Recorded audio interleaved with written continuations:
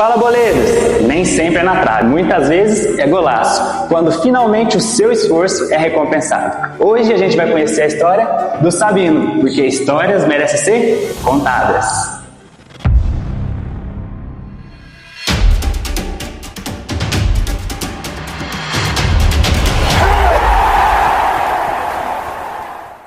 Fala, boleiros! Hoje estamos aqui na casa do Sabino, que abriu as portas por Foi na Trave. Sabino, muito obrigado por nos receber e por dar a oportunidade de a gente contar um pouco da sua história. Nada, que é isso. Tamo junto. É um prazer estar aqui, uma honra. A gente que agradece. Sabino, como foi o início da sua trajetória no futebol? Bom, mano, é muito bacana assim contar o início da minha trajetória, porque eu costumo falar que minha trajetória ela começou muito antes de eu nascer, né? Meu pai ele foi jogador profissional. Seu pai foi jogador profissional?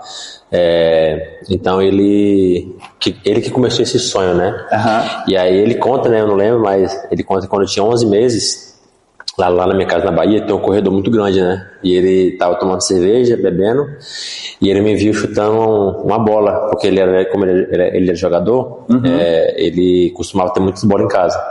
E ele me viu chutando a bola com a esquerda. E ele falou assim: rapaz, esse menino vai ser jogador. E aí foi muito bacana, assim, porque em 99 fundou a escolinha lá na minha cidade, chamada Craques do Futuro. Hoje em dia é outro nome, chama Canarinhos. E com 3 anos eu comecei. Nem podia assim, né? Era, pequenininha, a idade do meu filho hoje. Então ele me colocou. Ele falou assim: Josinho, Ked, mas não tem como, 3 anos de idade. Eu falei: não quero saber, deixei ele aí pra brincar, fazer alguma coisa. E eu fiquei, foi lá onde deu os meus primeiros passos, assim, né? Como jogador, assim, como formação. Eu sou muito grato a Joãozinho, que é o dono, né? E a todos os meus professores, mas o começo que eu falo foi esse comecinho, né? Foi através da instrução do seu pai te motivando, te levando para começar a dar os primeiros passos. Na realidade, quem me levava mais era minha mãe, né? A sua mãe te acompanhava meu pai mais? Ele não gostava muito de ir, porque como ele entendia de futebol, às vezes o treinador ia falar alguma coisa, ele ia contra. Ele ia contra. Então ele falava assim: cara, vou deixar o treinador falar, que eu não vou estar lá, então eu evito esse embate, né? E ele entende um pouco de...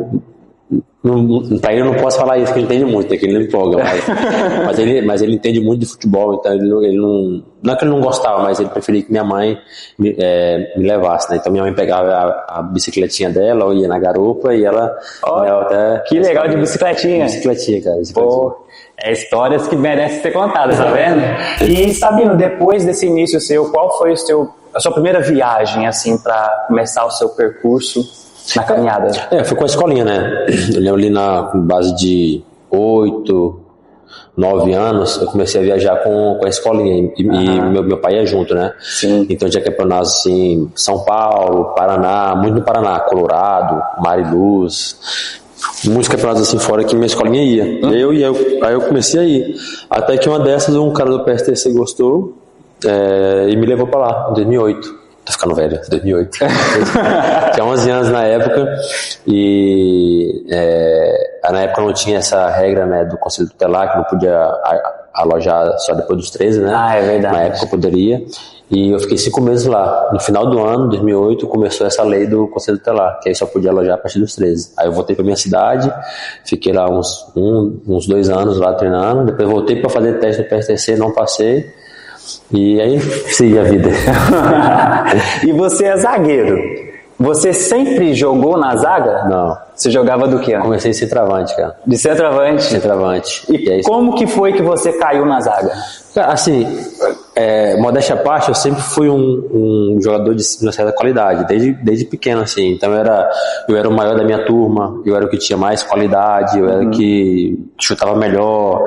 Então sempre quando faltava o treinador me puxava para baixo. Então um jogo faltou um meia. Aí eu falei: pô, Dãozinho, tem como... Lá eu não sou conhecido como Sabino, né? Sou conhecido como Dãozinho. Dãozinho. Aí eu falei: pô, Dãozinho, tem como você fazer a meia? Aí, pô, menino que só quer jogar, né? Não, tá bom, desse. Aí, faltou o volante. Aí, mas o volante, de zagueiro, ou de lateral. Passei por todas as posições, ó. Do lado esquerdo, que tudo. Tinha oportunidade que você encarava ali. Tá certo. Até que um dia faltou um zagueiro, e como eu falei, como eu era o maior da turma, né? Ele falou: você tem como você jogar na zaga lá? Eu joguei. Aí, no final do jogo, assim, ele chamou minha mãe e falou: seu filho vai ser zagueiro agora. Minha mãe: não. Centroavante. Essa mãe não aceitava ser zagueiro. Aceitava. Passou um tempo pra aceitar, cara. Olha. Não aceitava de jeito nenhum. Até que ela chegou no meu pai e falou assim: se fazer a escolinha, vai fazer Joãozinho, colocar Dãozinho, meu filho de centroavante, que é centroavante que faz gol, ele vai jogar de zagueiro. Aí meu pai não queria, na realidade, que eu descesse pra zagueiro, né? Aí ele falou assim: bom, eu vou perguntar o porquê que meu filho tá de zagueiro, né? E aí ele chegou no dono da escolinha Joãozinho e falou: Joãozinho, por que você acha que ele vai ser zagueiro? E aí ele começou a falar as características, né, que um bom zagueiro tinha que ter e que eu tinha na época, né? Ele falou assim: cara, ele pode ser um centroavante bom, mas se ele for zagueiro, ele vai ser um excelente zagueiro. E aí meu pai começou a ir nos treinos para começar a ver. E aí, depois dessa resistência, ele permitiu eu. Aí seu pai aprovou, sua mãe aprovou também. Todo mundo aprovou. Na realidade, eu não tinha muito o que aprovar, né? Meu pai falou, então... Falou, tá falado. Falou, tá falado, né? Certo, demais. E Sabino, assim, durante a sua carreira no futebol, qual foi o maior desafio que você já encarou até hoje? Assim, o meu maior desafio, cara, eu costumo falar que eu sou um cara muito família. Então... Acho que você me conheceu lá na base do Santos. Eu sou um cara muito brincalhão. Sim. Eu sou um cara que gosta de estar com os meus amigos, sou um cara que gosta de estar com minha família. E o meu maior desafio no futebol não tem a ver com campo, não tem a ver com treino, não tem a ver com o jogo, tem a ver com perdas familiares, cara. Então, eu tinha a minha única vez que eu pensei em desistir na minha carreira foi quando a minha tia, que eu considerava uma mãe, faleceu. E eu parei para perceber, cara, será que eu quero mesmo ser jogador de futebol? Porque provavelmente eu vou perder muitas pessoas, eu não vou estar nessas datas, né? Tristes na realidade, mas eu queria estar apoiando minha mãe, apoiando meu pai, apoiando as minhas tias.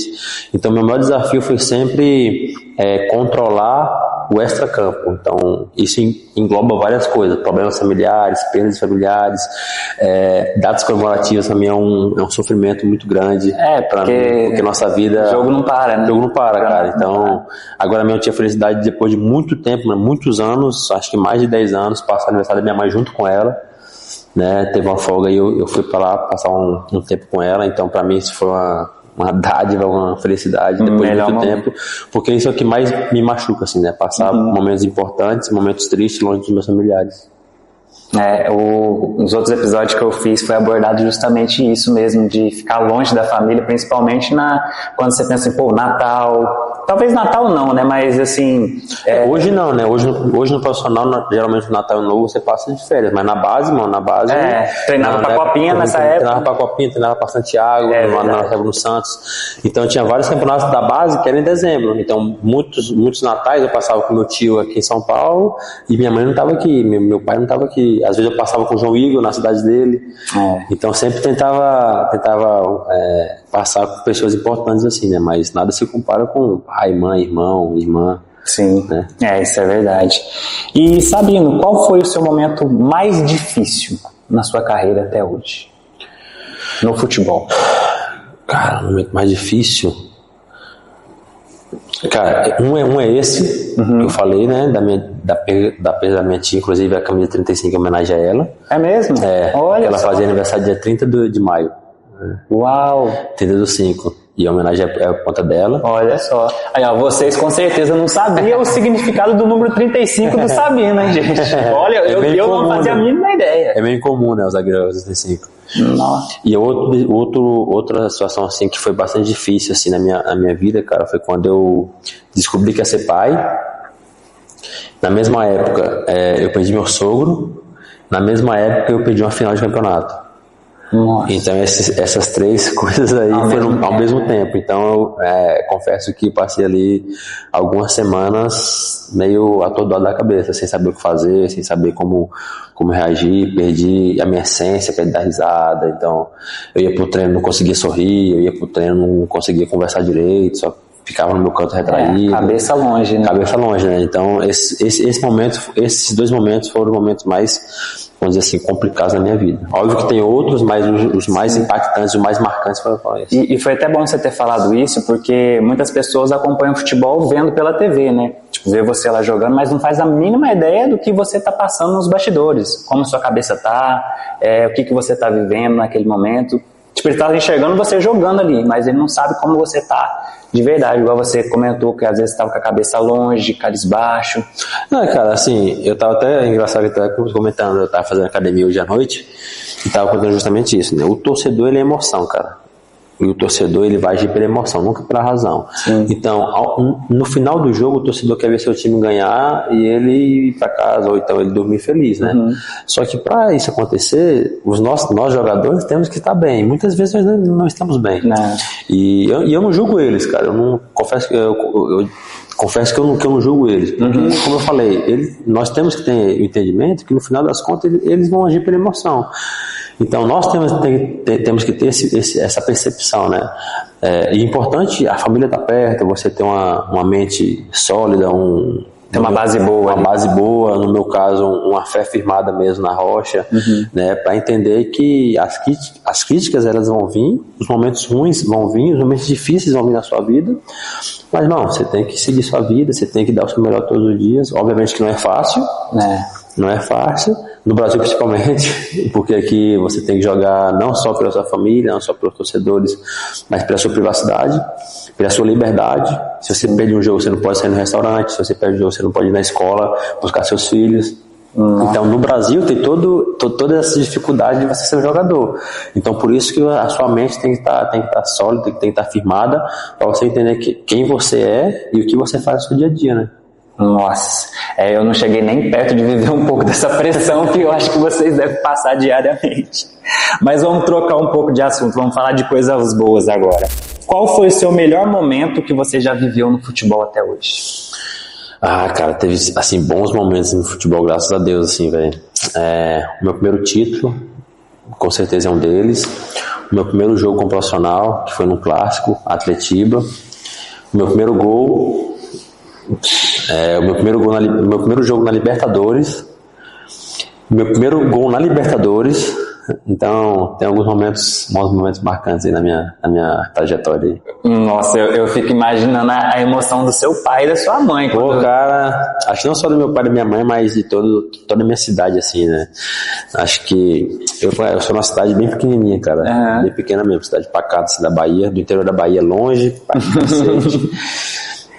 Então as pessoas quando vê alguém da sua terra tendo vamos dizer assim, uma visibilidade internacional como a Libertadores, todo mundo fica alegre, né, cara?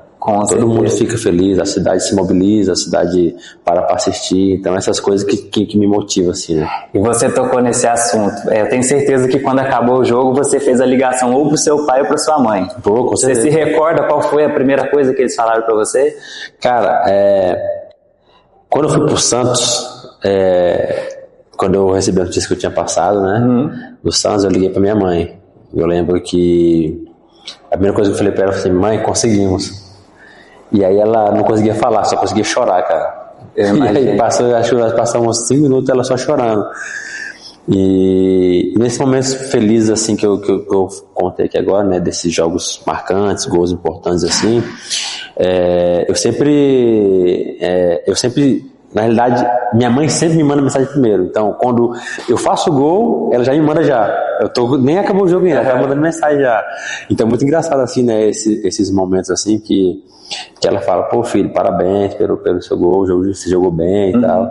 Então, isso vai marcando a sua vida, assim, né? Com certeza, cara. Nossa, eu acho que deve ser um troféu pra você. Pô, valor pra todo mundo, assim. E você já conquistou bastante coisas no futebol. E qual sonho você ainda busca realizar dentro do futebol? Dentro do futebol, cara, eu acho que todo atleta ele sonha em jogar na seleção brasileira, né? Obviamente quando a idade vai chegando, né? Tô com 29 anos já, vou fazer 30 esse ano.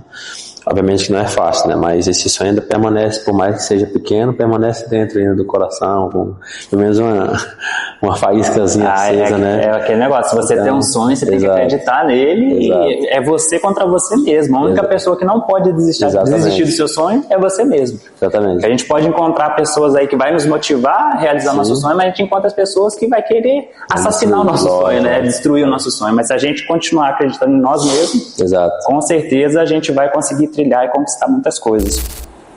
E assim, você já falou um pouco da sua mãe, do seu pai.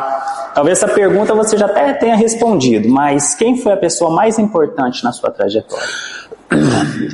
Ou mais de uma, né? Eu acho que deve ser mais de cara, uma. eu ia falar isso agora. Assim, eu costumo falar, cara, porque as pessoas conhecem as pessoas que conhecem melhor minha família sabem que meu pai é um cara mais rígido, assim, né? Um cara mais, vamos dizer assim, bruto, mais firme, né? Já minha mãe, cara, minha mãe é uma doce, um amor de pessoa, sabe? Então ela é mais aquela, vamos dizer assim, meu pai é mais a parte do não e minha mãe sempre foi a parte do sim. Então teve essa importância para mim. Por que eu falo que é importante? Porque nem só de sim vive o homem e nem só de não vive o homem. Então você tem que ter um momento que você vai falar assim, eu posso fazer isso? Não pode fazer. Mas vai ter um momento que eu posso fazer isso, eu posso. Então, graças a Deus eu tive minha mãe e meu pai, que sempre foi esse equilíbrio. Quando eu precisava de um não, meu pai falava, melhor você não fazer isso. E como eu disse, meu pai ele foi profissional, né? Então, ele não conseguiu ir mais alto por conta de responsabilidade dele, assim, né? Sim. E ele nunca foi um exemplo de jogador para mim. Pra mim nunca foi um exemplo de jogador, porque ele sempre fez o contrário do que o jogador tinha que fazer. E ele deixava claro para mim, falou, filho, eu fui por esse caminho aqui, não deu certo, e se você for, você vai sozinho, porque eu não vou duas vezes fracassar nesse caminho aqui. Só que tem esse outro aqui que eu quero para você, que foi o que seu pai não seguiu, não quis ir e se deu mal. Então ele foi importante a mim nesse sentido. Minha mãe foi importante porque, como eu falei, era ela que levava pra escolinha, ela era que fazia tudo por mim, assim, tudo mesmo, de coração, tudo, viajava comigo, enfim. E tem outras pessoas que foram importantes, como treinadores, o dono da escolinha que, graças a ele, não só eu, mas outros jogadores saíram dali. Então essas pessoas foram bastante importantes no começo, né? E hoje as pessoas mais importantes assim, na minha vida são minha esposa e meus filhos, né? Ah, top demais, Sabino. E, Sabino, teve algum momento em que você pensou em desistir? Achou que não ia dar certo? E como foi que você superou isso? Como eu falei, pensar em desistir só uma vez só, que foi quando minha tia faleceu.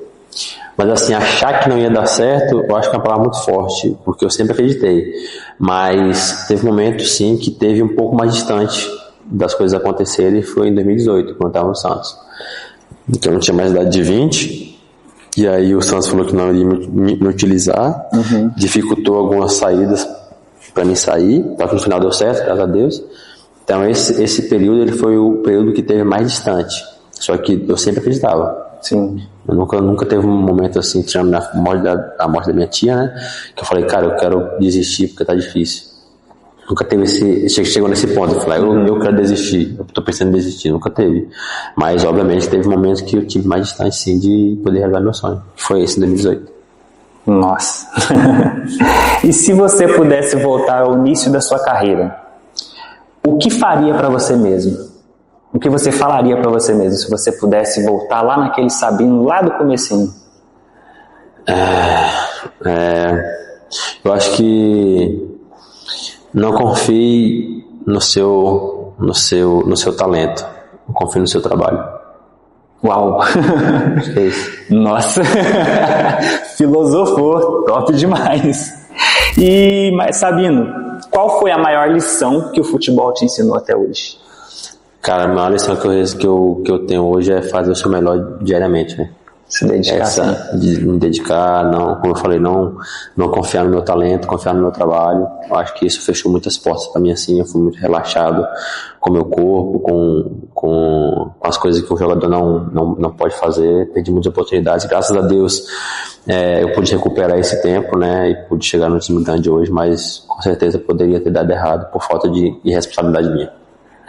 O Igor, ele falou uma coisa muito interessante na entrevista dele, que foi assim, cara, por mais que hoje eu não esteja vivendo meu sonho no futebol, eu tenho a consciência tranquila, porque tudo que eu pude fazer para dar certo, eu fiz. Não deu certo, mas eu consigo dormir com a mente tranquila. Sim. Então acho que isso daí é a melhor coisa que uma pessoa pode ter, né? Sim. Quando ela tá correndo atrás de um sonho, de saber que assim, eu dei o meu máximo, não deu certo porque realmente não era pra ser. E são coisas que acontecem, né, cara? Como eu falei, graças a Deus eu tive tempo de recuperar, mas tem outras pessoas que não têm esse tempo, né? Obviamente, não tô falando aqui que eu sempre fui um relaxado da minha vida, nunca treinei direito, né? Obviamente que não, mas com certeza poderia ter feito melhor as coisas do que eu fiz na minha carreira e na minha base. Uhum. E qual foi o momento em que você pensou e disse assim, eu consegui, eu realizei o meu sonho? Meu primeiro jogo como profissional, velho. Meu primeiro jogo profissional. O que eu queria era realizar o sonho de ser jogador profissional, né? Então, quando eu estreiei, assim, campeonato profissional, eu estreiei no Santos, né? Qual eles são campeonato profissional, só que jogava no Sub-23. Sim. Então, vamos dizer assim, que eu não era bem um profissional, né? Assinou o contrato profissional, mas... Exato. Jogava campeonatos profissionais, mas não... Sim. Um exemplo, se nós fosse campeão, não iria ter vaga nenhuma para nada. Sim, eu entendi. Mas quando eu estreiei como profissional mesmo, um jogo profissional assim, foi no Atletiba, eu falei, caraca, agora eu virei jogador. Agora eu cheguei. Agora eu virei, tá ligado? Ah, que legal, Sabino. E assim, você está vivendo um sonho que muitos gostariam de viver. Como é realmente viver o sonho de um jogador profissional? Cara, tem os seus lados bons, né? Só que, como eu falei, no Brasil tem seus lados negativos, assim, né, cara? Viver uma vida... Só quem passa, sabe? Talvez eu vou falar aqui sendo motivação, às vezes as pessoas vão lá, mas você recebe muito, você tem que suportar isso. Não é bem assim, né? Como eu falei... Aqui no Brasil, você não joga só pela sua família, você não joga só porque você quer vencer, não joga só porque você quer ter uma vida melhor, um contrato melhor, então você quer ser campeão. Aqui você joga pela sua liberdade, cara. Ainda mais em times grandes assim, né? Se você tá bem, pô, tá tudo ok. Agora, se você tá mal, sua vida fica totalmente tortuosa, porque, como eu falei, às vezes você perde, você não pode ir num restaurante com sua esposa, você não pode ir no shopping com seus filhos, você não pode pegar sua filha na escola, porque tem torcedor chiando, torcedor querendo te bater, torcedor querendo quebrar seu carro, loucura. Então, essa vida de jogador tem seu lado positivo e seu lado negativo. Só que eu costumo falar sempre para as pessoas me perguntam, você se arrepende, você mudaria alguma coisa? Cara, não mudaria nada, velho. De fato, assim, tudo que eu passo, assim, foi tudo que eu escolhi viver, e se esse for o preço se esse for o preço a ser pago, viver tudo isso, essa loucura do Brasil, eu pago com o maior prazer, cara, porque eu acho que essa é a maneira de recompensar todas aquelas pessoas que me ajudaram, todas aquelas pessoas que se esforçaram por mim, todas aquelas pessoas que se abdicaram de tudo para que eu virasse, com a minha esposa mesmo, tinha os sonhos dela, deixou de sonhar os sonhos dela para sonhar o meu sonho. Então eu passo tudo tranquilo assim, cara. Obviamente que só não mexe com minha esposa e meus filhos, mas, cara, se você quiser me xingar, quiser quebrar meu carro, logicamente que eu não acho certo isso, mas faça comigo, cara, não faça com eles, tá ligado? Eu acho que essa é a melhor maneira de recompensar todas aquelas pessoas que me amam e que fizeram tudo para eu chegar onde eu tô hoje. E, Sabino, você disse que o seu pai te falou, ó, eu fiz tudo isso aqui e não deu certo, eu quero que você faça dessa maneira. Hoje, o que você falaria para um jovem que sonha em ser um jogador profissional? O que ele deveria fazer para conseguir realizar o sonho dele e o que ele deveria não fazer que não leva para o caminho certo? Assim, você fazendo tudo certo já não é garantido que você vai virar. Exato. Quando você faz as coisas pela metade, você pode até chegar, mas às vezes você não vai chegar no lugar que você quer. Então, assim, o conselho que eu dou é justamente isso. Não confie no seu talento, cara. Confie no seu trabalho. Dê o seu 120%, cara. Faça tudo o que te pedirem, faça tudo que você tem que fazer para poder chegar em lugares altos, assim. Porque nada resiste ao trabalho. Né? Essa é uma frase que eu costumo ouvir desde quando eu virei jogador, né? Nada resiste ao trabalho, véio. Então, se você trabalhar bem, se você, obviamente, fazer as coisas certas, a probabilidade disso reverter em coisas boas para você é muito grande. Obviamente que não é 100%, né? Porque nada é 100% nessa vida, né? Mas se você fizer isso, você vai ter uma boa porcentagem de dar certo. Show. E você se espelhava em algum zagueiro? Juan. Juan. E hoje, você com certeza é um exemplo para algum jovem que quer ser o Sabino. O que você falaria para esse jovem? Caraca. Não desista dos seus sonhos, velho. Não desista. Batalhe por ele dia a dia. Jovens, hoje eu daria o conselho que meu pai me deu, e era o lema da minha escolinha: põe de bola e bom na escola, estude, né? Porque a nossa vida não é uma certeza que você vai virar. Então estude para que, se caso infelizmente não acontecer você virar um jogador, você virar um ser humano, você virar alguém que possa trabalhar, que possa ter o seu emprego, que possa ter sua faculdade. Eu acho que primeiramente, antes de você pensar em ser jogador, você tem que pensar em ser um homem, uma mulher com dignidade. Eu acho que o estudo ele faz isso com você. Meu pai sempre me ensinou isso. Eu até tinha raiva das minhas tias, porque elas sempre falavam pra mim: você vai estudar, você tem que estudar. Eu falei: cara, não vou estudar, eu vou ser jogador de futebol. Eu sempre falava, né? Não, você tem que estudar, filho. Você tem que estudar, porque isso vai ser importante pra você na frente. E se não der certo? E eu falava: não tem como dar certo. Eu falei: não tem como não dar certo. Eu quero que dê certo, mas se não der, pelo menos você vai ter uma formação acadêmica, um estudo, né? Então, o engraçado é que até uma vez, a primeira e última que meu pai me tirou da escolinha foi quando eu tirei a nota vermelha na escola. E ele chegou e falou assim: você vai sair da escolinha, porque você tirou uma nota vermelha. Olha. E aí meu treinador foi lá falar com ele, minha mãe, minha tia, e aí ele falou assim: se vocês vierem falar sobre Dãozinho na escolinha, eu tiro ele não joga nunca mais. E eu falei que ele é um cara meio bruto assim, né? Então as pessoas já se afastaram assim, e ele sempre falou: cara, se você não estudar, você não vai jogar. Olha. Era uma condição pra mim estar na escolinha, sabe? Sim. Então esse é o conselho que eu poderia dar pra alguém que tá iniciando hoje. Nossa, show demais, que lição e que ensinamento, né? Sabino, eu quero te agradecer por ter cedido esse espaço e esse tempo pra gente. Te desejo muito sucesso. Você é uma pessoa que eu tive muito contato quando eu estava na base do Santos. A gente passou por muitas coisas ali, fazia reuniões nos alojamentos. Vocês continuam fazendo? Sim. Antes dos jogos? Sim, continua. Nossa, que legal, isso é muito importante. E cara, você sempre foi uma pessoa muito gente boa.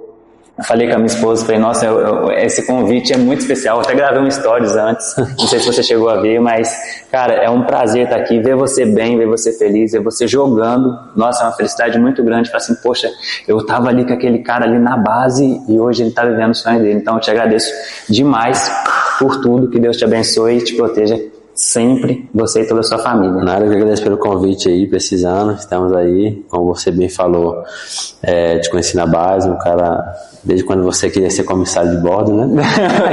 Me formei pra isso. É o famoso plano B, ué. Da mesma maneira que seu pai falou assim, ó, se você tirar nota vermelha, você não vai jogar. Os meus pais falaram assim: ó, se você não se formar e se estudar pra alguma coisa também, ó, eu vou aí e te trago de volta. Exato. Minha mãe falava isso pra mim: ó, se você não fazer as coisas corretas aí, eu chego aí e te trago de volta pra cá. Exato. Porque aqui você não vai passar fome. Exato. Ela falava desse jeito. E eu lembro que quando você ia ali pra escola, né, algumas pessoas até tiravam sarro, né? Pô, o cara quer ser piloto de avião, comissário de bordo e tal.